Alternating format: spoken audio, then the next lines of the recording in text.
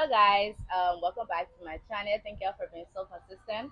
In today's video, I'm here with Mrs. Mason, Mrs. Afrida Mason, Mason, yes. and she's the founder of Jola House Foundation.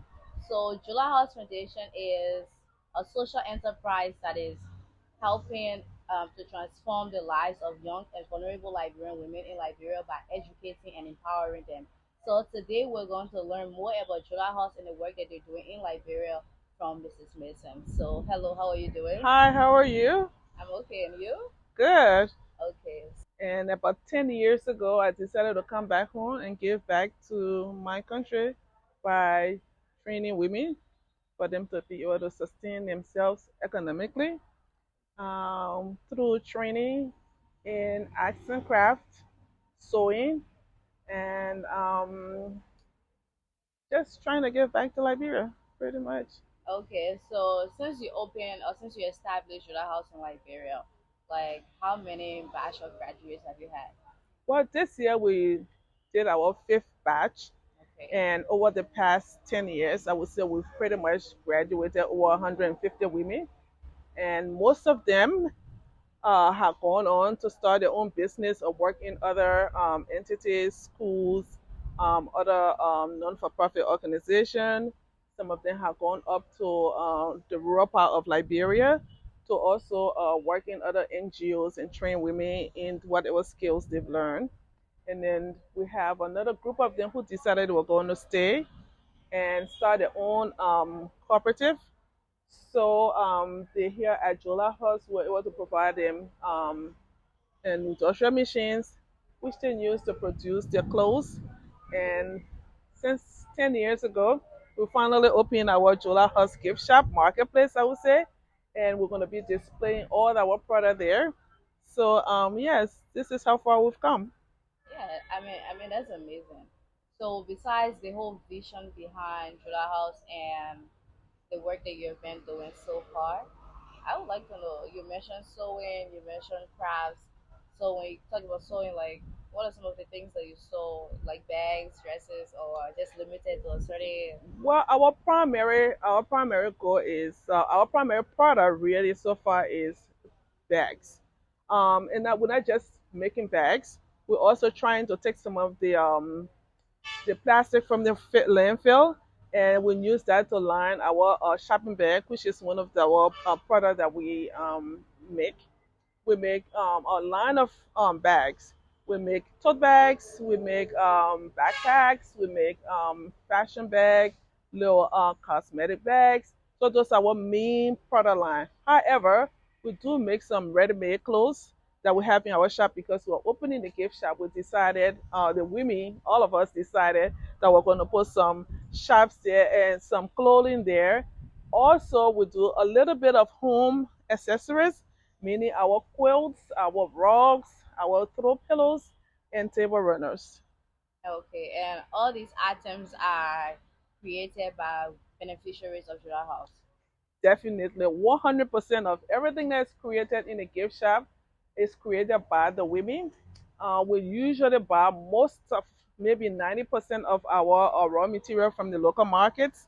We go to Rela Market or Ominga Market, where you have most of the traders trade, the wax print, and then maybe the other 10% are kind of import because we need the canvases to make the backpacks and also the notions rather, meaning the zippers and the snaps and those things. I usually bring them, from the States for us to use.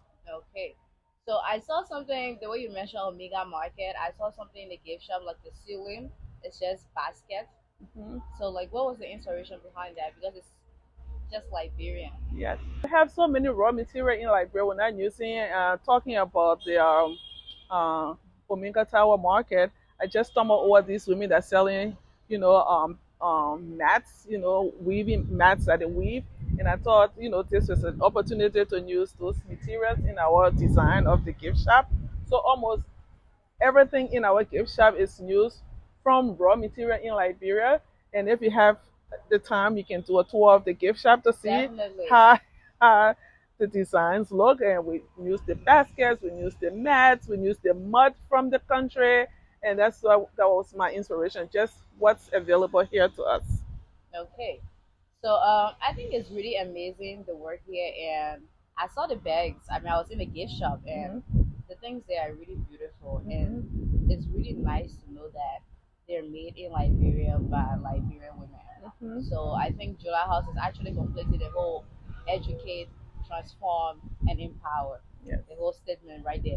Right. So I would like to know from your point of view, why is it really important to come back to invest, especially for Liberians who left Liberia, went to the diaspora.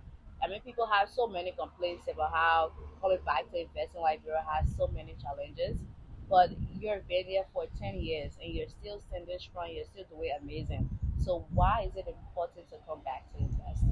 Well, first and foremost, I am a Liberian. I was born and raised here, and I thought Liberia had given us, my family particularly, so much. Um, so I thought it was just incumbent of us to give back to the country. And I'm just one of those problem solver. I just don't like criticizing when I don't have any solution to the problem. And I just felt the young girls, because of the long drawn out war and everything else that went on in this country, Ebola and everything else, I felt it was my obligation to come back and give something back to my country. Um, and that's the main motivator of what I'm doing. Also, I just think there's just a lot of talented kids here that just don't have no outlet. And if we give them an opportunity, people are very shocked about some of the things they see in a gift shop. Like, oh, is this really made in Liberia? Like, why not? I think everybody was born on an even playing field. It's just that opportunity that needs to be given to young women for them to be able to move themselves from one stage of their lives to the other. And the other thing I wanted to tell you is 100% of everything we sell in the gift shop goes back into our training program because the training is actually free. They don't pay anything. The only thing that they are required is to bring their training materials. So, in order for us to continue training more women, we have to sell our product out there for us to be able to, reinvest that money into our training program. Like we're not trying to cut you off, Yes. but it's really hard to see a brand that is trying to recycle fashion. So, So let me tell you this. The funny thing is, ironically, I was born on April 22nd, which is Earth Day. okay, So I think I'm a custodian of the earth, to be quite preach. honest with you. I just thought there was just too much waste plastic all over the country. I mean, everywhere you go, there's plastic dump everywhere. And I just thought there was an opportunity to use some of these waste plastic and put it into our design. And actually, it just came out really nice. So somebody noticed that one of the rest bag had the woman on the rest bag, the black woman on the rest bag, who is like an icon for a chef or something like that, which I didn't even think about. But yeah, that is really the main motivation behind the design. We just need to use some of the things we already have here, and even down to we try our best, not to throw anything away. After we produce our bags, then the scrap we use it to make our quilts, and then from that quilt, the scrap from the quilt we use that to make our rugs. So again, you will see it when when you go into the shop and look at some of our products. Amazing. The story of the earth. Yep, custodian of the earth. Period. Period. So, looking at where you started and how far you've come, where are you? Where are you heading? Like, where do you see? Where do you see Jola House in a few years?